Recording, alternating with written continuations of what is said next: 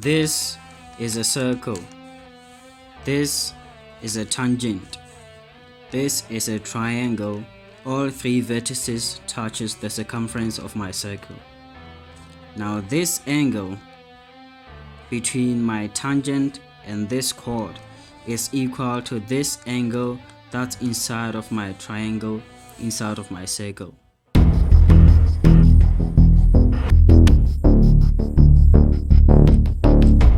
This is part 2 of Theorem 9, and in this video we are dealing with an obtuse angle. In the previous video we were dealing with this theorem where we had an acute angle, this angle and this angle.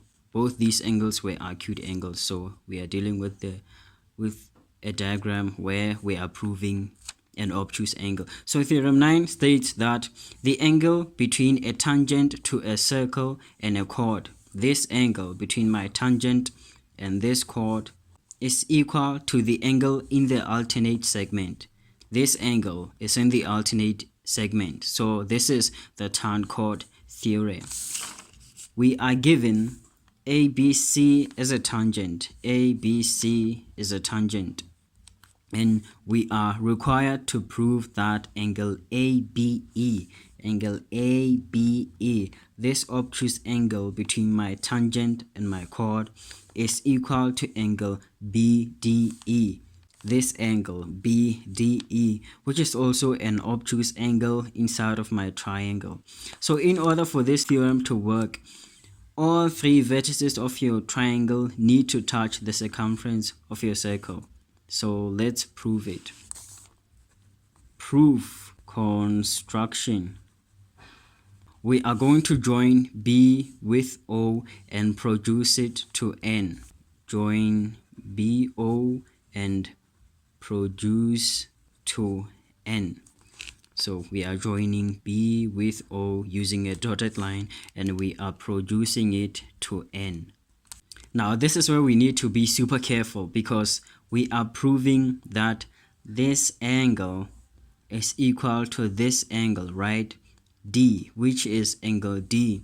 Now when we join N, when we do our second construction, we are not supposed to join N with E, because this, what we are proving, has nothing to do with angle E, but has something to do with angle D. So we join N with D. Join N, D. And now we have created angle B1 and angle B2. We have also created angle D1 and angle D2. We need to link this part of our diagram to this part so that there's a link between angle ABE and angle BDE. Now in order for us to find that link, we need to go back to other theorems. So there's a theorem that states that whenever you have a line coming from your center towards the circumference, and you also have a tangent, then the angle between the radius of your circle and that tangent is 90 degrees. This is the radius perpendicular to tangent theorem. And then there's another theorem that states that whenever you have a diameter subtending an angle at the circumference, then that angle is also 90 degrees. So 90 degrees is the link between angle B1 and angle D1. We are going to use this link to prove that angle ABE, this angle, is equal to angle BDE. So let's write down our statements. We have angle B1 is equal to 90 degrees. Why? Because angle B1 is an angle between our radius and our tangent. So we have tangent perpendicular to radius. Then we also have angle D1 is equal to 90 degrees. Why do we say that? Because angle D1 is an angle in a semicircle. Angle in a semicircle. Now I need you to look carefully at your diagram. You see arc NE, this arc over here, it subtends angle D2 at the circumference, and it also subtends angle B2 at the circumference. And we know that there's a theorem that states that whenever you have an arc subtending two angles at the circumference, then those angles are equal to one another. So we have angle D2 is equal to angle B2. Why? Because both of these angles are angles in same segment. Or we can just be specific and say arc NE. Arc NE subtends equal angles at the circumference. Since angle B1 and angle D1 are both equal to 90 degrees, we can conclude that the two angles are equal to one another. Angle B1 is equal to angle D1 because both of them are equal to 90 degrees. And we have also stated that angle D2 is equal to angle B2. We are required to prove that angle ABE is equal to angle BDE.